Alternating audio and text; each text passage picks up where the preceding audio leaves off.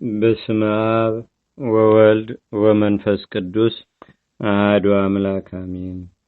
አንድ አምላክ በሚሆን በአብ በወልድ በመንፈስ ቅዱስ ስም ሚያዝያ 3 በዚህች ቀን የኢየሩሳሌም ኤጲስቆጶስ የከበረ አባት አባ ዮሐንስ አረፈ። የዚህም ቅዱስ ወላጆቹ የኦሪት ምሁራን የሆኑ አዋቂዎች ነበሩ። የኦሪትን ሕግ ትምህርቶችንም እያስተማሩት አሳደጉት። ክርስቲያኖችን በጸና ልቡና የሚከራከራቸውና የሚጠላቸውም ነበር። መጽሐፍትን አዘውትሮ ከመመርመሩም የተነሳ የክብር ባለቤት ጌታችንና አምላካችን መድኃኒታችን ኢየሱስ ክርስቶስ ወደ ዓለም እንደመጣና ሰውም እንደሆነ በሞቱም ዓለምን እንዳዳነ አመነ። እርሱም የባሕርይ አምላክ እንደሆነ አምኖ በኢየሩሳሌም ኤጲስቆጶስ በአባ ዮስጦስ እጅ ተጠመቀ። ዲቁናም ሾመው። ከዚያም በኢየሩሳሌም ሀገር ኤጲስቆጶስነት ለመሾም እስኪገባው ድረስ በበጎ ሥራና በእውቀት አደገ። ኤልያስ የሚባለው እንድሪያኖስም በነገሰ ጊዜ ከኢየሩሳሌም ሀገር የፈረሰውን ሕንጻ ሁሉ እንዲያንጹና በስሙ ኤልያስ ተብሎ እንዲጠራም አዘዘ። ከዚህም በአይሁድ ምኩራብ ደጃፍ ላይ ታላቅ ግንብ ሰሩ። ከከበረ ድንጋይም ሰሌዳ ሰርቶ በላዩም ስሙን ኤልያስን ጽፎ በመግቢያው አኖረው። በዘመኑም ኢየሩሳሌም አሕዛብንና አይሁድን ተመላሽ፣ ሰለጠኑባትም። ክርስቲያኖችም ሊጸልዩ ወደ ጎልጎታ ሲመጡ ባዩዋቸው ጊዜ አሕዛብ ይከለክሏቸው ነበር። በዚያ ዙህራ በሚባል ኮከብ ስም መስጊድ ሰርተው ነበርና፣ ስለዚህም ክርስቲያኖችን በዚያ እንዳያልፉ ይከለክሏቸው ነበር። በዚህም አባት ላይ ከአሕዛብ ታላቅ መከራና ሐዘን ደረሰበት። ብዙ ጊዜ ደብድበውታልና በምድር ላይም ጎትተውታልና አጎሳቅለውታልምና፣ እርሱም ነፍሱን ወደ እርሱ ይቀበል ዘንድ የክብር ባለቤት ጌታችንና አምላካችን መድኃኒታችን ኢየሱስ ክርስቶስን ለመነው። ጌታም ልመናውም ሰምቶ በሰላም አረፈ። በረከቱም በአገራችን በኢትዮጵያ በሕዝበ ክርስቲያኑ ሁሉ ላይ ለዘላለሙ አድሮ ይኑር፣ አሜን። ሰላም ለዮሐንስ ለወልደ ማርያም ተላዊሁ ስርዓተ አይሁድ አዲጎ ሕጋ አበዊሁ ኖላዊ በሰና ዘይሪ አባጊሁ ፈለሰዮም መንገለ ትስትታ ተሰፉ መቅሰፍተ ምንዳቤ ብዙ ሰሊጦ በስጋውም። በዚችም ቀን ደግሞ የከበረ አባት በእስክንድርያ ለተሾሙ አባቶች ሊቃነ ጳጳሳት 71ኛ የሆነ አባ ሚካኤል አረፈ። ይህ አባት ከታናሽነቱ ጀምሮ የምንኩስናን ልብስ ሊለብስ ወደደ። በአስቄጥስ ገዳምም በአባ መቃርስ ቤተክርስቲያን መንኩሶ እስከሸመገለ ድረስም በዚያ ኖረ። በብዙ መነኮሳትም ላይ አበምኔት ሆኖ ተሾመ። በዘመኑ ሁሉ መልካም ተጋድሎን በመጋደል እግዚአብሔርን ደስ አሰኘው።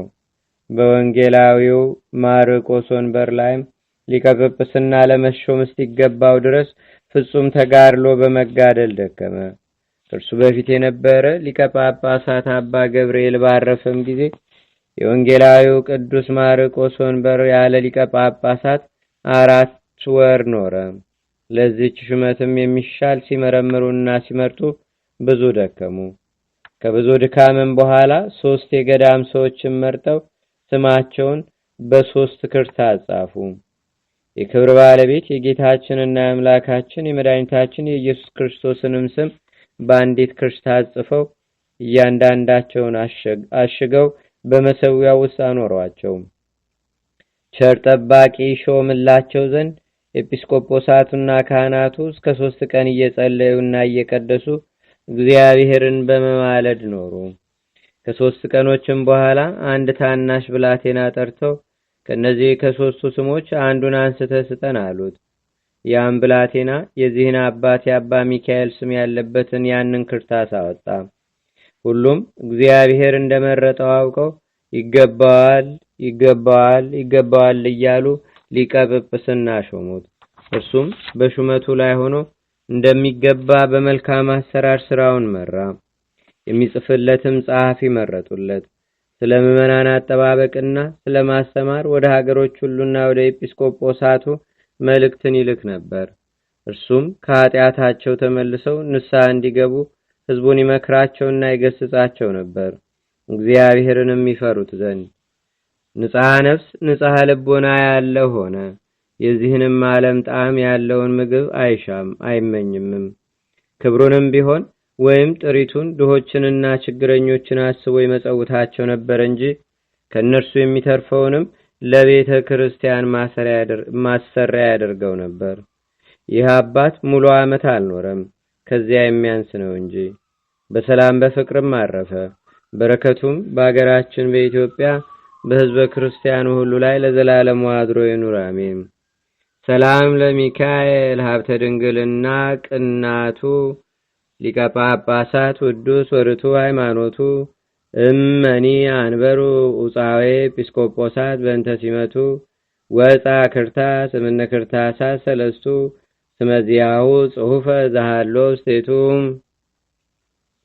በዚችም ቀን ዳግመኛ ክርስቲያናዊ ነጋዴ መርቄ አረፈ። ይህም ቅዱስ ከአንጾኪያ ሰዎች ወገን ነው። ጉዝፋር የሚባልም ወዳጅ ነበረው። ይህ ጉዝፋርም ጣዖት የሚያመልክ ከሃዲ ነው። ከሃይማኖት በቀር በምን አይለያዩም። ከዕለታትም በአንዲቱ መርቄና ጉዝፋር ነበግዱድ ወደሚባል አገር ለንግድ ሄደው ሰው በሌለበት በበረሃ ውስጥ 5 ቀን ተጓዙ። ክርስቲያናዊ መርቄም ባለጸጋ ነው። ከእርሱ ጋርም 40 ልጥረ ወርቅ ነበር። በጎዳና በጉዞ ላይም እያሉ ለሞት የሚያደርስ ደዌን መርቄ ታመመ። ከዚያም ራሱን አጽናንቶ እንዲህ ብሎ ጻፈ። ከባሪያህ ልጅ ከባሪያህ መርቄ ከኔ ያለ በጥቁር በቅሎ የተጫነ 40 ልጥረ ወርቅ ለአንተ ይሁን። ጌታዬ ኢየሱስ ክርስቶስ የሕያው እግዚአብሔር ልጅ የክብር ባለቤት ሆይ ስለ በደሌ ይቅር ብለኸኝ መንግሥተ ሰማያትን ትሰጠኝ ዘንድ ለልጆቼ ለሚስቴም ወይም ለዘመዶቼ አይሁን ብያለሁ። ይህችን ደብዳቤ ጠቅልሎ ወዳጁ ጉዝፋርን ጠራው። የሚለውንም ሁሉ ያደርግለት ዘንድ አማለው። ከዚያም በምሞትበት ጊዜ አትንካኝ፣ ግን ይህን 40 ልጥረ ወርቅ እንደተጫነ ከበቅሎው ጋር ወስደህ የክብር ባለቤት ለሆነ ለሕያው እግዚአብሔር ልጅ ለጌታዬና ለአምላኬ ለመድኃኒቴ ለኢየሱስ ክርስቶስ በእጁ ስጠው። ለልጆቼ እንዳትሰጥ፣ ከእርሱ በቀር ለማንም ቢሆን አትስጥ አለው። ጉዝፋርም እንዲህ ብሎ መለሰለት፣ አንተ ራስህ ሞቶ ተነስቶ ወደ ሰማይ ወጣ የምትል አይደለምን? እኔ ወደ ሰማይ ወጥቼ ልሰጠው እችላለሁን? አለው። መርቄም እንዲህ አለው፣ ወደ ቤተ ክርስቲያን ሄድ፣ ራሱ ወደ አንተ ይመጣል፣ እጅ በእጅም ስጠው። ከዚህም በኋላ መርቄ ለመሞት ሲቃረብ ራቅ ብሎ በመቀመጥ ጉዝፋር መሞቱን ይጠብቅ ነበር። ወደ እርሱም መላእክት የብርሃን ለብሰው የብርሃን ልብስ ይዘው ሲወርዱ አየ። ከእርሳቸውም ጋር ጻድቃን ሰማዕታት አሉ። ዳዊትም በመሰንቆ ያመሰግን ነበር። መንፈስ ቅዱስም በርግብ አምሳል ወርዶ በስጋው ላይ 3 ጊዜ ዞረ። ያን ጊዜም የመርቄ ነፍስ ከስጋዋ ተለይታ ወደ ሰማይ እንዲህ ባለ ሁኔታ አረገች። 2 አንበሶችም መጡ፣ ምድሩንም ቆፍረው ቀበሩት። ጉዝፋርም ተነሳ፣ የመርቄንም ወርቅ ጭኖ ስላየ ሁሉ እያደነቀ ሄደ። አንጾኪያም በደረሰ ጊዜ የቤተ ክርስቲያኑን አስተዳዳሪ ቀሲስ ታዲዮስን አግኝቶ መርቄ እንዳለው ነገረው። ቀሲስ ታዲዮስም ሊረከበው ወደ ጉዝፋር ሄደ። ግን የክብር ባለቤት ከሆነ ከጌታ ኢየሱስ ክርስቶስ በቀር ለማንም አልሰጥም፣ ወዳጄ መርቄ እንዳማለኝ እጅ በእጅ ሰጠዋለሁ እንጂ ብሎ ከለከለው። ከዚያም ሄዶ ወደ ቤተ ክርስቲያኑ ቅጥር ግቢ ገባ። ቀሲስ ታዲዮስም ደጁን ከፈተለት። የተጫነውንም ወርቅ አውርዶ በፊቱ አኑሮ በዚያ ቆመ። ከሌሊቱ እኩሌታ ላይም እንደ ነጎድጓድ ድምፅ ያለ በቤተ ክርስቲያን ውስጥ ተሰማ። ታላቅ ብርሃንም ወጣ። ጌታችንም ከሰማይ ወርዶ በመሰዊያው ላይ ተቀመጠ። መላእክትም ከእርሱ ጋር አሉ። ከመላእክትም አንዱ ከሃዲ ጉዝፋር ከዚህ ለምን ቆምክ አለው። እርሱም ወዳጄ መርቄ ለክብር ባለቤት ለጌታ ኢየሱስ ክርስቶስ እንጂ ለሌላ እንዳይሰጥ ብሎ እንዳማለው ነገረው። መልአኩም የክብር ባለቤት የሕያው እግዚአብሔር ልጅ ጌታ ኢየሱስ ክርስቶስ ይህ ነውና ና ስገድ አለው። ጉዝፋርም ሰገደ፣ ደብዳቤውንም ሰጠው።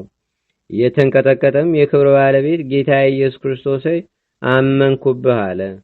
ጌታም ያንን ወርቅ ይመዝኑት ዘንድ አዘዘ። 40 ልጥርም ሆነ። ጉስፋርንም ከቀሲስ ታዲዮስ ዘንድ እንዲጠመቅ አዘዘው። ከቤተሰቡም ሁሉ ጋር ተጠመቀ። የተጠመቁትም 75 ነፍስ ሆኑ። ኃጢአተኛውንም በንስሐ ተመልሶ መዳኑን እንጂ መሞቱን ለማይወድ ቸር ይቅር ባይና ሰውን ለሚወድ ለእግዚአብሔርም ምስጋና ይሁን ለዘላለሙ አሜን። ሰላም ለመርቄ ክርስቲያናዊ ክቡር እንተመጣ ወርቆ ለእግዚአብሔር ሶበፈነ 40 በመርሎተ ልጥ ወሰላም ለፍቁሩ መምለኬ ጣዖት ጉዝፋር ምስለ ሰባ ቤቱ ዛምነ እምዝንቱ መንክር። አንድ አምላክ በሚሆን በአብ በወልድ በመንፈስ ቅዱስ ስም ሚያዝያ 4 በዚህች ቀን የከበሩ ፊቅጦርና ዳኪዎስ፣ ኤርሞ፣ ሌሎችም ብዙዎች ሰዎች ሴቶችና ወንዶች ደናግሎች በሰማዕትነት አረፉ። ለእግዚአብሔርም ምስጋና ይሁን። እኛንም በቅዱሳን መላእክት፣ ጻድቃን፣ ሰማዕታት፣ ደናግል፣ መነኮሳት፣ አበው ቀደምት ይልቁንም በሁለት ወገን ድንግል በምትሆን በእመቤታችን በቅድስተ ቅዱሳን በድንግል ማርያም ረድኤትና በረከት አማላጅነቷም በአገራችን በኢትዮጵያ በሕዝበ ክርስቲያኑ ሁሉ ላይ ለዘላለሙ አድሮ ይኑር፣ አሜን። ዛቅረብኩ ማሌታ ዘኪራ ይላፈ ምለተ ጸምዱከ ዘልፈ ለላነብብ ተወከብ ዘንዴቴ መጽሐፈ እንተረሰይከ እግዚኦ ጸሪቀ መለት ውኩበ መላቡ ውላን ዘተርፈ ነቢያት፣ ቅዱሳን፣ ሐዋርያት፣ ሰባኪያን፣ ሰማዕቶ፣ ጻድቃን፣ ደናግል፣ አዲ ወመነኮሳት ኢራን ባርኩ ባርኮ ጉባኤ ዛቲ መካን እስከ አረጋዊ ሊቆኑስ ሕፃን ለዘጻፎ በክርታስ ወለዛ ጻፎን ዘይደርስ ለዛ አንብቦ ለዘተርጎሞ በልሳን አዲስ ወለዘሰማ ቃሎ በእዝነ መንፈስ በጸሎተሙ ማርያም አራቂተ ኩሉ እምባጭ ህቡረ ማረነ ኢየሱስ ክርስቶስ አቡነ ዘበሰማያት